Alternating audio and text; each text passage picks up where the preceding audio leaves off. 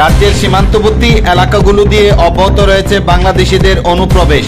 মানব পাচারকারীদের হাত ধরে ভারতে প্রবেশ করছে বাংলাদেশি অনুপ্রবেশকারীরা।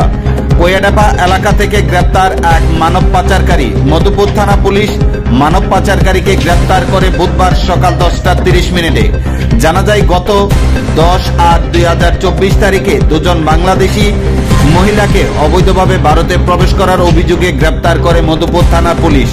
ওই বাংলাদেশি মহিলাদের সীমান্তবর্তী এলাকা দিয়ে ওঠা নামানোর সাথে জড়িত অভিযুক্ত হৃদয় দাস। বুধবার হৃদয় দাসকে কোয়াডাপা এলাকা তার নিজ বাড়ি থেকে গ্রেপ্তার করে পুলিশ। হৃদয় দাসকে গ্রেপ্তার করে মধুপুর থানায় নিয়ে আসে পুলিশ। অভিযুক্ত হৃদয় দাসের বিরুদ্ধে একই মামলা নিয়ে মধুপুর থানা পুলিশ বুধবার বিকেল 3টায় অভিযুক্ত হৃদয় দাসকে বিশালগড় মহকুমা আদালতে সোপর্দ করে।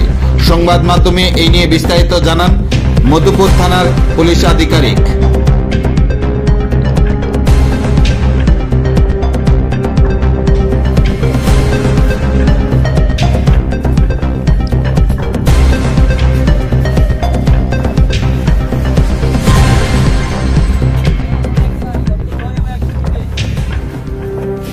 এই মাসের 10/8/2024 ইংরেজি তারিখে দুজন বাংলাদেশি মহিলা ধরা পড়ে।